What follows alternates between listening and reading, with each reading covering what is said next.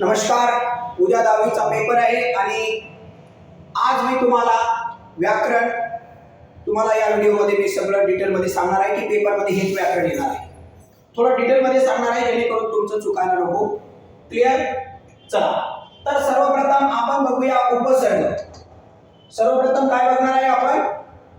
उपसर्ग बघणार आहे. क्लिअर? आता उपसर्ग म्हणजे काय असतं? तर उपसर्ग हा शब्दाच्या अगोदर लागतो. इथं बघा मूळ शब्द वास आहे, त्याच्या अगोदर उप लागलं. काय लागलं इथं? उप. त्यामुळे वास शब्द मिळून उपवास असा शब्द तयार झालेला आहे. क्लिअर?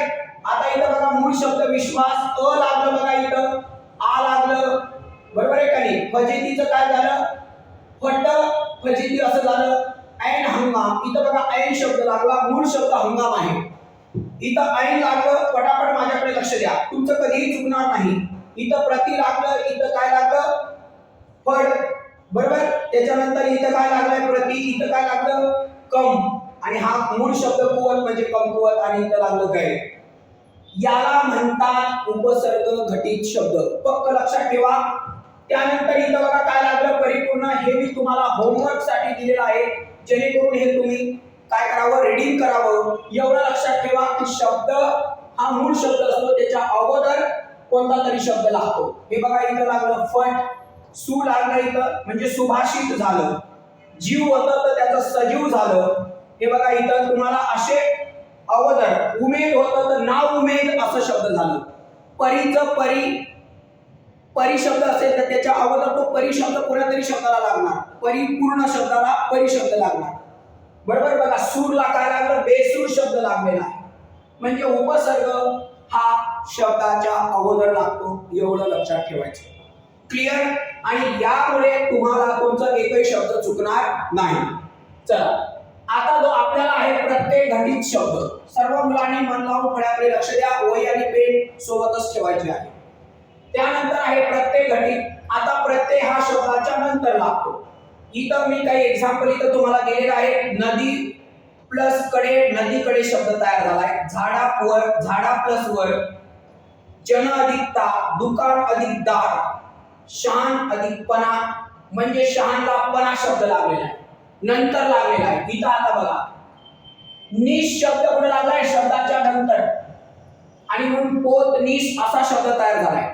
मन लावून लक्ष द्या. दानचं काय झालं? मतदान बघा नंतर लागलंय. तुर्कस्तान, बुद्धिमान, जडत्व, दानी, नीय आणि खानावळ आणि रंगारी शब्द लागलाय. शब्दाच्या नंतर काय लागलं? नंतर जे लागतं ना, पुढं ज्याला आपण म्हणतो शब्दाच्या पुढं, त्याला म्हणतात प्रत्यय लागणे. त्याला इंग्लिश मध्ये सफिक्स असं म्हणतात. हे शब्द पक्क लक्षात ठेवा, कारण पेपर मध्ये प्रश्न येतो. एक तर ओळखा नाहीतर बनवा. ओळखा नाहीतर बनवा. पक्क लक्षात ठेवा. तुम्हाला इथं कोणकोणते शब्द लागतात हे सुद्धा इंडिकेटर इथं दिलेलं आहे. न, क, कडी, कडे, भर, ता, दार, वर, वान, नी, पण, पणा, य, उन इत्यादी प्रत्यय आहेत. त्यामुळे हे तुम्ही इंडिकेटर जरी लक्षात ठेवलं तरी तुमचं एकही चुकणार नाही. कळलं? उद्या तुमचा पेपर आहे, पक्का लक्षात ठेवा. चला, त्यानंतर आता अभ्यस्त शब्द आहेत बघा. अभ्यस्त शब्द म्हणजे रिपीट येणारे शब्द, सेम प्रोनाउन्सिएशन असणारे शब्द. बघा इथं काय आहे? बरोबर का नाही? हळूहळू, गार गार, बघा लाल लाल, पुढे पुढे, हिरवे हिरवेगार, लव लव, बडबड, कळकळ, चवचव, छन छन, काय काय, मळमळ, चुक चुक, भरपूर, ऊन ऊन, टुन टुन, चिव चिव, गुर गुर. बरोबर आहे का नाही? हे असे असणाऱ्या बारीक सारीक, बरोबर आहे का नाही? काळा कावळा, तर लाल लाल, बरोबर आहे का नाही? आतल्या, हे जे असे शब्द असतात, या शब्दांना काय म्हणतो आपण? अभ्यस्त शब्द असे म्हणतात. हे तुम्हाला समजायला अत्यंत सोपं आहे, लिहायला सुद्धा काय आहे? सोपं आहे. पक्क लक्षात ठेवायचं आहे आणि लिहायचं आहे. माझ्यासोबत तुम्हाला वही पेन काढून लिहायचं आहे, लक्षात ठेवायचं आहे. क्लिअर? चला, आता त्यानंतर आपल्याला अत्यंत महत्त्वाचा जो टॉपिक पेपर मध्ये येतो आहे तो असतो विराम चिन्ह. बरोबर. आता विरामचिन्ह तुम्हाला अख्खा पेपर लिहिताना महत्वाचा आहे, टोटल पेपर लिहिताना महत्वाचा आहे. डायरेक्ट संपूर्ण पेपर लिहित असताना हा टॉपिक तुम्हाला अत्यंत महत्वाचा आहे. काय आहे बघा, पहिला आहे पूर्णविराम. तुम्हाला माहित आहे की वाक्य संपल्याच्या नंतर तुम्ही काय करता, पूर्णविराम देता. बरोबर आहे की नाही. मुंबईत समुद्र मिळतं, पूर्णविराम दिलेला आहे. ती कपाटाकडे गेली, पूर्णविराम. तो भानावर आला, पूर्णविराम दिलेला आहे. श्रीच्या पुढे आपण पूर्णविराम देतो. य गो, कारण आपण शॉर्टकट नाव लिहिलं तरी सुद्धा पूर्णविराम देतो. क्लिअर. चला, त्यानंतर आहे अर्धविराम. लक्षात ठेवा, आहे अर्धविराम. अर्धविराम जसं की तुम्हाला माहिती आहे, गड आला पण सिंह गेला, असं ज्यावेळेस म्हणतो आपण.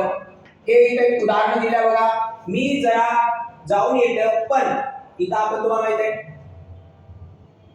येते. अर्धविराम वापरलेला आहे इथं. तोवर तू काय कर, पोहे खा. तोवर तू अभ्यास कर, पोहे खा, नाश्ता करून घे. बरोबर आहे का नाही. उद्यापर्यंत औषध बदलून देतो. बरोबर आहे का नाही. डॉक्टर म्हणाले. थांबलो आपण, अर्धविराम. क्लिअर.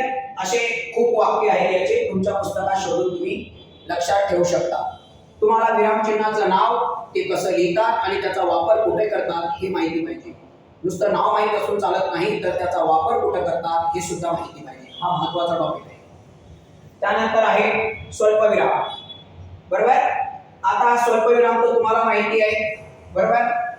तर एका जातीचे अनेक शब्द एका पाठोपाठ आले असता त्याला स्वल्पविराम आपल्याला लिहिता तुम्हाला दिलंय. ही गरिबी, हे शोषण, ही विषमता, हे अज्ञान. आपण इथं बघा काय दिलंय, कॉमा कॉमा कॉमा दिलेला आहे. अनेक मुलांची आपण नावं घेतली, मीना, सीता, गीता, जानू, पल्लवी, हरीश. बरोबर आहे का नाही. हे वर्गातील खेळाडू चांगले आहेत. आता अनेकांची आपण नावे घेतली तर त्याच्यामध्ये आपण काय करतोय, कॉमा देतो. त्याला मराठीमध्ये स्वल्प विराम असं म्हणतात. कळलं. इथं दिलेलं आहे, त्याचा वापर कुठं करतात ते सुद्धा तुम्हाला मी सांगितलं. आता पुढे, आता आपण 1, 2 आणि त्यानंतर 3 हे आपण बघितले. आता आपण हे बघू. बरोबर ना. अपूर्ण विराम, स्वल्पविराम आपण बघितलेला आहे. बरोबर आहे. कॉमा वगैरे कुठं देतात, अर्धविराम. बरोबर आहे का नाही. अपूर्ण विराम. आणि आता आपण बघूया प्रश्नचिन्ह. प्रश्नचिन्ह कुठे देतात, वाक्याच्या नंतर. तुला किती मार्क्स मिळाले, प्रश्नचिन्ह. तू काल गैरहजर का होतास, प्रश्नचिन्ह. भारत देश केव्हा स्वतंत्र झालाय, प्रश्नचिन्ह. बरोबर. तुझं वय किती आहे, प्रश्नचिन्ह. काल पाऊस किती पडलाय, प्रश्नचिन्ह. उद्या शाळेला सुट्टी आहे का, प्रश्नचिन्ह.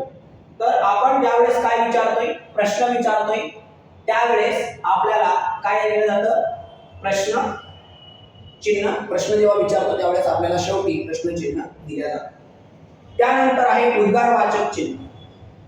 सगळ्यांना माहिती आहे की हे उद्गारवाचक चिन्ह आहे. बरोबर. आणि उद्गारदर्शक शब्द तुम्हाला माहिती आहे कोणकोणते, तरी मी सांगतो तुम्हाला. अरे रे, लक्षात ठेवा, वही काढा, पेन काढा. अरे रे, बाप रे, वा, छान, अबब, हुर्रे. बरोबर आहे का नाही. ची. बरोबर. त्याच्यानंतर काश, ते आता हिंदीमध्ये शब्द आहे तो. बरोबर. त्याच्यानंतर असे भरपूर शब्द आहेत. खूपच छान. बरोबर आहे का नाही. तर अशा वेळेस आपण त्या शब्द, आता याच्यातले महत्वाचे शब्द कोणते सांगतो तुम्हाला. शाबास, अबब, अरे रे रे, हुर. बरोबर. त्याच्यानंतर छान. हे शब्द वारंवार येतात पेपरमध्ये. बरोबर. आणि त्यावर आपल्याला त्याच्या पुढे उद्गारवाचक चिन्ह आपल्याला द्यायचं असतं. क्लिअर. तिथं लिहिलेलं आहे की त्याचा वापर आपल्याला कुठं करतात हे मी तुम्हाला दाखवण्यासाठी इथे लिहितो की आपल्या ज्या भावना असतात त्या व्यक्त करण्यासाठी आपल्याला उद्गारवाचक चिन्ह लिहायचं असतं. उदाहरणार्थ इथं लिहितो अरे रे रे असं चिन्ह लिहितो. क्लिअर. आता त्यानंतर अपूर्ण विराम. वाक्याच्या शेवटी तपशील द्यायचा असल्यास असे चिन्ह तुम्हाला वापरायचे आहे. तुम्हाला जर वाक्याच्या शेवटी तपशील द्यायचा आहे, काहीतरी नियम तुम्हाला सांगायचा आहे, त्यावेळेस असं चिन्ह तुम्हाला काय करायचंय, वापरायचं आहे.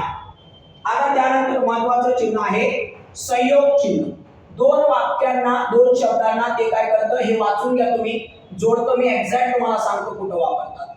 दोन शब्द जोडताना, बरोबर आहे का नाही, हे शब्द हे चिन्ह वापरतात. जसं की पास पास, पास नापास, आमने सामने, बरोबर आहे का नाही, आमने सामने, बरोबर आहे का नाही, कटू सत्य, बरोबर आहे का नाही, चूक अचूक. असे जेव्हा आपल्याला सेम प्रोनाउन्सिएशनचे जेव्हा शब्द असतात, जोड शब्द अपुरी शब्द जोडताना आपण काय करतो त्याच्यामध्ये हे चिन्ह वापरल्या जातं. क्लिअर.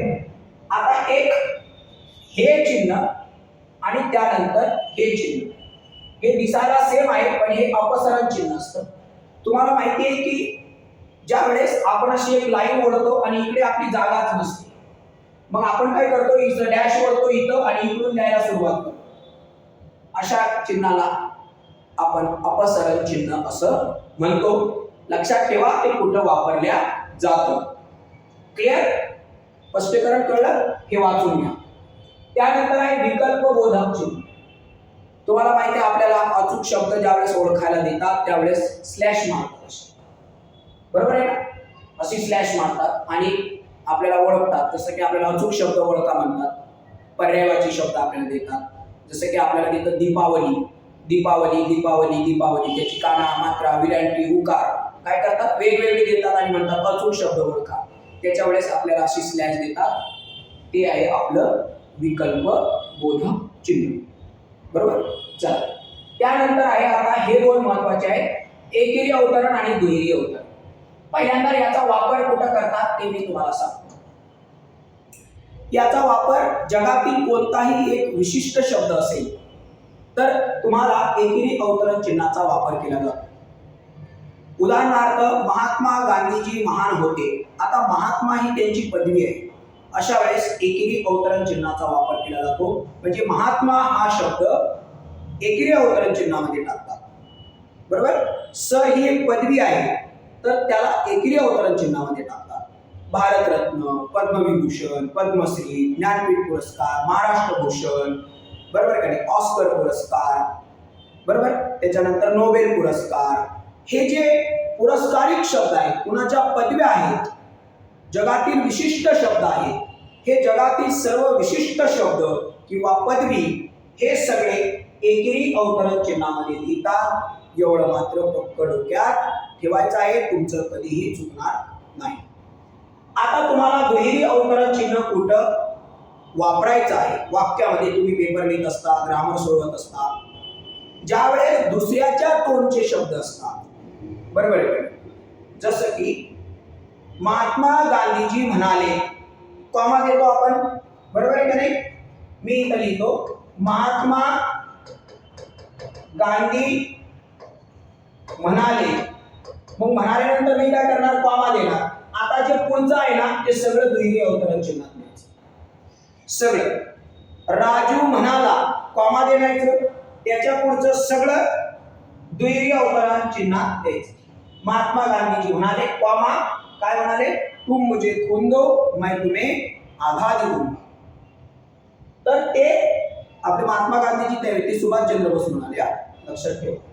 महात्मा गांधीजी म्हणाले की आपण भारताला स्वातंत्र्य काय करू, असहकार चळवळीनं भारताला स्वातंत्र्य मिळू किंवा करेंगे या मरेंगे, हा कुणाचा हे आहे वाक्य, महात्मा गांधीजी. मग सुभाषचंद्र बोस म्हणाले, तुम मुझे खून दो मैं तुम्हें आझादी दूंगा, बरोबर. तर अशा पद्धतीचं जे काही आपण महात्म्यांची जी काही वाक्य असतात ती आपण दुहेरी अवतरण चिन्हामध्ये वापरतो. कळालं तुम्हाला, समजलं की एक्झॅक्ट हे चिन्ह कुठं वापरतात आणि ते कसे लिहितात, त्याचं नाव काय आहे, त्याचं नाव काय आहे, ते कुठं वापरतात आणि कसं लिहितात. हे जर तुम्हाला माहिती असेल तर तुमचं एकही ग्रामॅटिकल लिहिताना चूक होणार नाही. कळालं, पक्क लक्षात. चला आता आपण पुढे जाऊया.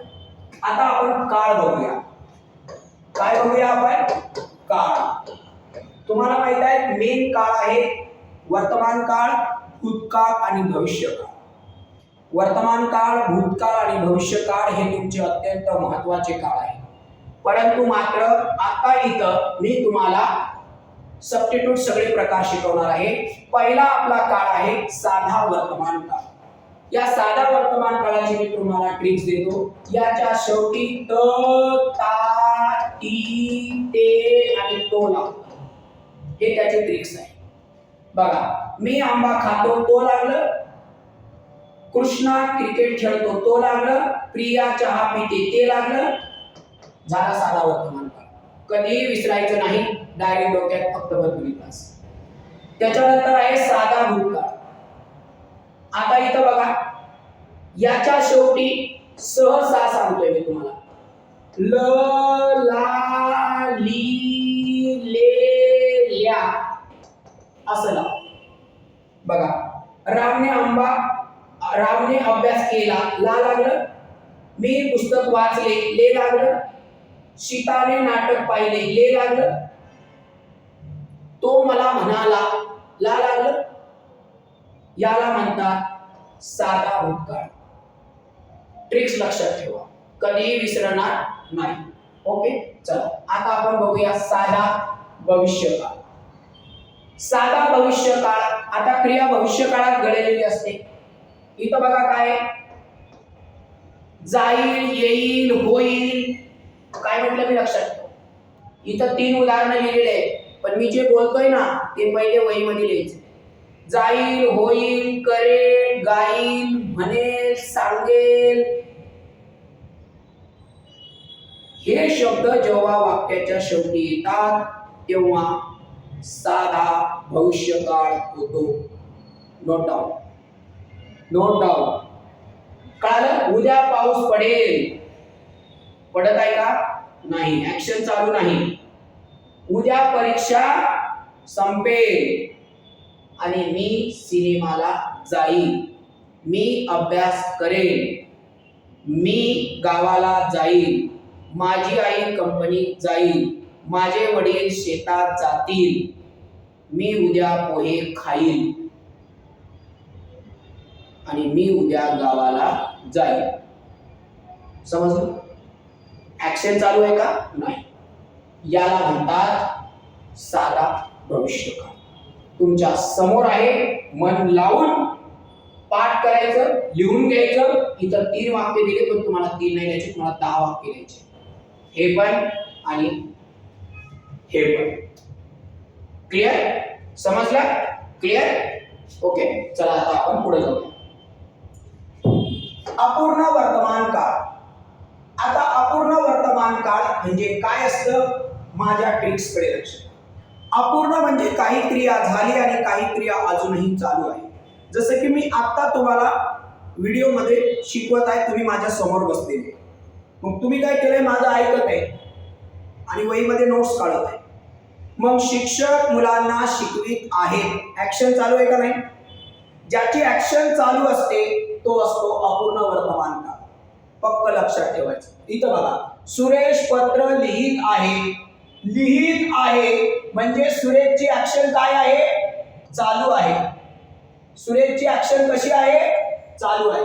लिहित आहे म्हणजे काही त्यानं लिहिलं आणि काही अजून बाकी आहे. माझी कॉन्सेप्ट पहिले लक्षात घ्या. त्याच्यानंतर दीपा अभ्यास करीत आहे. दीपाची ऍक्शन करीत आहे, चालू आहे का नाही? आम्ही जेवण करीत आहोत. काही जेवलं आणि अजूनही जेवत आहोत. लय भूक लागली. कळालं? त्यावेळेस अपूर्ण वर्तमान काळ होतो. बाहेर पाऊस पडत आहे. बाहेर गाडी जात आहे. ऍक्शन चालू आहे. जोरात वारा वाहत आहे. रस्त्याने मुले पळत आहेत. मैदानावर मुले खेळत आहेत. ऍक्शन चालू आहे. खेळत आहेत. अजूनही काही खेळले आणि अजूनही खेळत आहेत. त्याला म्हणतात अपूर्ण वर्तमान काळ. डायरेक्ट डोक्यात. चल, आता आहे आपल्याकडे अपूर्ण भूतकाळ. अपूर्ण भूतकाळामध्ये हे बघा, होतो, होता, होती. हे लक्षणं कोणाची आहेत? होता, होती, होते. असे जर लास्टला क्रियापद आलं तर समजायचं ते भूतकाळाचं लक्षण आहे. मग आता मी आंबा खात आहे ना, माझी ऍक्शन काय आहे? चालू आहे. खात आहे नाही, इथं काय म्हणले? खात होतो, म्हणजे माझी ऍक्शन चालू होती का नाही? दीपक गाणे गात होता, म्हणजे दीपकची गाण्याची ऍक्शन काय होती? चालू होती. ती सायकल चालवत होती ना ती, म्हणजे काही चालवली अजूनही चालवत होती, म्हणजे तिची ऍक्शन चालू होती. शिक्षक मुलांना शिकवित होते, ऍक्शन चालू होती. मी पेपर लिहित होतो, ऍक्शन चालू होती. बाहेर पाऊस पडत होता, ऍक्शन चालू होती. दोन मित्र एकमेकांना मदत करत होते, ऍक्शन चालू होती. समजलं सगळ्यांना? क्लिअर? शेतकरी शेतात पेरत होता, म्हणजे पेरण्याची ऍक्शन काय होती? चालू होती. समजलं सगळ्यांना? पक्क कळालं? अशा वेळेस कोणता काळ होतोय? अपूर्ण काळ होतो. समजलं? ज्याची ऍक्शन चालू असते. चला आता आपण पुढे जाऊया. हा तुमचा काळ आहे अपूर्ण भविष्यकाळ. अपूर्ण भविष्यकाळ बघा, मी आंबा खात असेल, ऍक्शन चालू आहे का नाही माझी? खात असेल म्हणजे खाण्याची माझी ऍक्शन चालू आहे, खाणं संपलेलं नाही. मी गावाला जात असेल, जात आहे, गाडीतच बसलेले, उतरलं नाही अजून, जात असेल, चालू आहे माझी. पूर्वी अभ्यास करत असेल, चालू आहे. आणि दीप्ती गाणे गात असेल, चालू आहे. राजू अभ्यास करीत असेल, बाहेर जोरात पाऊस पडत असेल, वनामध्ये प्राणी भटकंती करत असतील, काय ऍक्शन चालू आहे. समजलं? अशा वेळेस तुमचा अपूर्ण भविष्यकाळ होतो. पक्का लक्षात ठेवा, विसरायचं नाही. त्यानंतर तुम्हाला आहे पूर्ण काळ. आता आहे इथं तुमचा पूर्ण वर्तमान काळ. मी आंबा खाल्ला आहे, काही बाकी आहे का? नाही. खाल्ला आहे, खाऊन झालेला आहे, काहीच बाकी नाही. आम्ही पेपर सोडविला आहे, काही बाकी आहे का सोडवायचा? नाही. पूर्ण पेपर सोडविला, म्हणून पूर्ण वर्तमान काळ. विद्यार्थ्यांनी अभ्यास केला आहे, काही बाकी आहे का? नाही. शिक्षकांनी मुलांना शिकविलेले आहे, काही बाकी आहे का? नाही. पूर्ण शिकवलेले आहे. माझी परीक्षा संपलेली आहे, काही बाकी आहे का? एक पण पेपर नाही. माझी परीक्षा संपलेली आहे म्हणजेच पूर्ण वर्तमान काळ. बाहेर जोरात पाऊस पडलेला आहे, पडलेला, झालेला, केलेला, दिलेला, लिहिलेला, वाचलेला, असे शब्द ज्यावेळेस आले तेव्हा ते पूर्ण वर्तमान काळाचं लक्षण असतं. फक्त इंडिकेटर लक्षात ठेवा. त्यानंतर आहे पूर्ण भूतकाळ. एखाद्याची ऍक्शन खतम झालेली असते भूतकाळामध्ये. हे तुम्हाला सविस्तर वाचनासाठी दिलेलं आहे. एकदा तुम्ही हे वाचून घ्या, वहीमध्ये लिहून घ्या. आपण लिहिण्यात आपलं सगळं गेलेलं आहे. आपण पांढऱ्या वह्यांच्या सगळ्या निळ्या काळ्या वह्या केल्या, पण आपल्याला कॉन्सेप्ट, कारण हे जे आहे हे कॉन्सेप्ट वाईज टॉपिक आहे. आता इथं बघा, हे उदाहरण मी तुम्हाला समजावून सांगतोय. सीतेने गाणे गायलेले होते, पूर्ण भूतकाळ. मी अभ्यास केला होता, त्यांनी पेपर लिहिलेला होता किंवा लिहिला होता. राम वनात गेला होता, म्हणजे जाऊन झालंय, तेव्हा म्हणतात पूर्ण भूतकाळ. गायलेले होते, बाकी आहे का काही? नाही. मी अभ्यास केलेला होता, मी पुस्तक वाचलेले होते, मी गाणे म्हटलेले होते, मी मित्राला मदत केलेली होती, माझ्या आईने मला जेवण बनविलेले होते. समजलं? इंडिकेटर काय? होते, होता, होती, होता, होती, होते. हे लक्षण आहे भूतकाळाचे. पण त्याच्या अगोदर झालेला, केलेला, संपलेला, दिलेला, वाचलेला, गायलेला, बनवलेला, हे लागतं ना. म्हणजे या शब्दातून आपण हे व्यक्त करतो की माझी ऍक्शन कंप्लीट झालेली होती. समजलं? मी जे बोलतोय ते लक्षात ठेवायचं. ओके, चला आता आपण पुढचा काळ बघणार आहोत. पुढचा आपल्याकडे काळ आहे पूर्ण भविष्यकाळ. म्हणजे भविष्य काळात माझी ऍक्शन पूर्ण झालेली होती. पूर्ण झालेली, आता इथं होती नाही येणार, इथं झालेली असेल.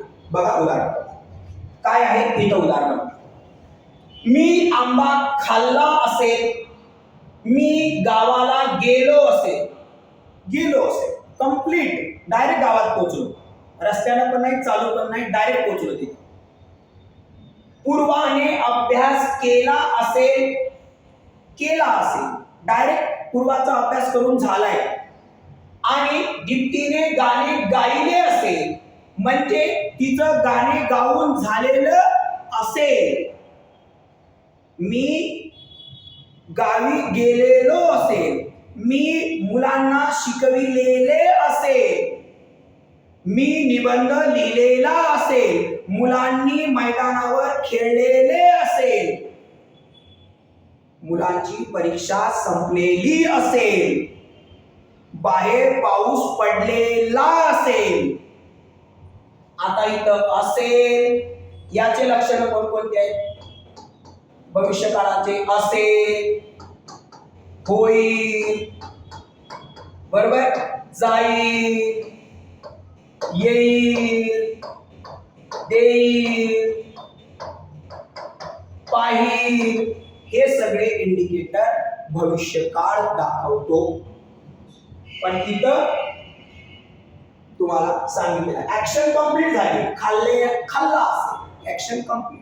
ज्यावेळेस आपली एखादी ऍक्शन संपलेली असते त्यावेळेस तिथं पूर्ण भविष्यकाळ. समजलं सगळ्यांना? आणि काळामध्ये आपल्याला कॉन्सेप्टच माहिती पाहिजे. पेपरमध्ये प्रश्न येतो की अपूर्ण वर्तमान काळाचं सामान्य भूतकाळात, सामान्य भविष्य काळाचं अपूर्ण वर्तमानात करा. ब्रॅकेट्स मध्ये सूचना येते. ब्रॅकेट्स मध्ये काय येते? सूचना येते. एकदा पेपर बघा, ही कॉन्सेप्ट लक्षात ठेवा. तुमचा काळाचा एकही मार्क जाणार नाही. परीक्षेमध्ये एक तर काळ ओळखा असा प्रश्न येतो, किंवा या काळातनं त्या काळात ट्रान्सफर करा असा तुम्हाला प्रश्न येतो. क्लिअर? या व्हिडिओच्या माध्यमातून एवढंच. वही आणि पेन काढा, मन लावून लक्ष द्या, तुम्हाला चांगले मार्क मिळतील गॅरंटी देऊन सांगतो. जय हिंद.